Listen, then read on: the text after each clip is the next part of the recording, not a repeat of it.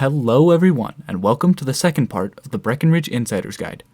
Be sure to check out Part A for information on Peaks 9 and 10, and Part C for information on Peaks 6 and 7. This video will cover the middlemost peak, Peak 8. For anybody new, Insider's Guide is the series in which I take all of the tips and tricks to maximize your day that I've picked up skiing resorts of Colorado and the West, and share them with all of you. With that, let's begin Part B of an Insider's Guide to Breckenridge. Last episode, it was mentioned that the greens off of A-Chair on Peak 9 are more convenient than the greens at Peak 8. This is because the base of Peak 8 is what some in the industry might consider an absolute mess. Rips Ride, also called 7-Chair by some, is especially far away from the center of the base area.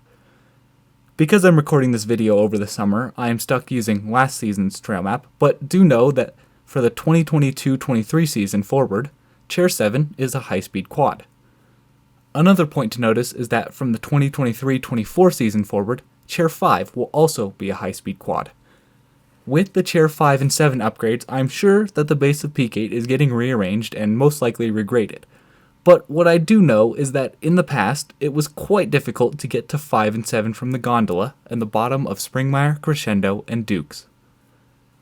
Contrary to what I would say for most other resorts, at the end of the day, I would recommend skiing 4 o'clock down instead of taking the gondola.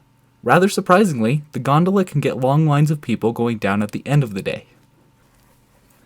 The workhorse of Peak 8, the Colorado Superchair, is always one of the busier chairlifts in all of Breckenridge. The line may not appear as long, but it is longer than it looks. The Colorado also stops a lot for whatever reason, which makes the line move even slower.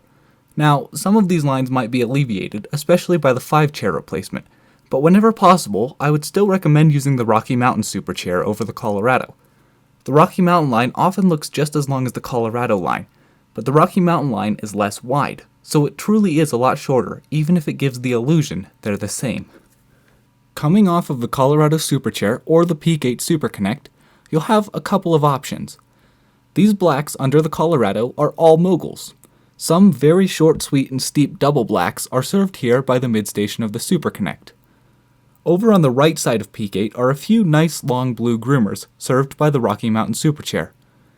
North Star and Duke's Run are each quite popular and as such can get a touch icy, but for the most part they're just your traditional intermediate cruisers. Going back over towards the Vista House, these single blacks, Frosty's Freeway and Upper 4 o'clock, are groomed.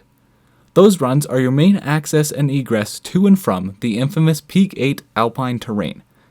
If you're lapping the 6-chair, I've found that the snow becomes more and more untouched the farther you go to the skier's right. I would suggest skiing all the way out at Solitude, Too Much, and Quandary. The 6-chair can get busy from people trying to get to Imperial, but once everyone has made it to Imperial later in the day, it is great to lap. Off of the 6-chair, you also have access to the Imperial Express. This gives you access to a lot of the alpine double blacks at Breck. Because of its infamous altitude and terrain, Imperial can get quite busy, especially when it first opens on powder days. Imperial, due to its altitude, is also extremely prone to closure, so if you want to ski the terrain and the lift is open, hit it then, because you never know when it's going to close. The terrain is all above treeline, so it is really just hike across and go down when you feel like it. It's steep, but it's great for finding some powder. This run, Imperial Ridge, is the easiest way down from the top. It's typically groomed, so while it's primarily used just to drop into Imperial Bowl, it is a good bailout if you find you're not in your comfort zone up top. Imperial Bowl itself is some nice traditional bowl skiing, but is one of the busier runs accessed from the Imperial Lift because it requires no hiking. This set of runs, from Wackies to 9 Lives, are easily the most difficult runs in the whole of Breckenridge. 9 Lives itself is quite possibly the steepest inbounds run in all of Colorado, depending on who you ask. The third lift in the Peak 8 Alpine is the T-bar.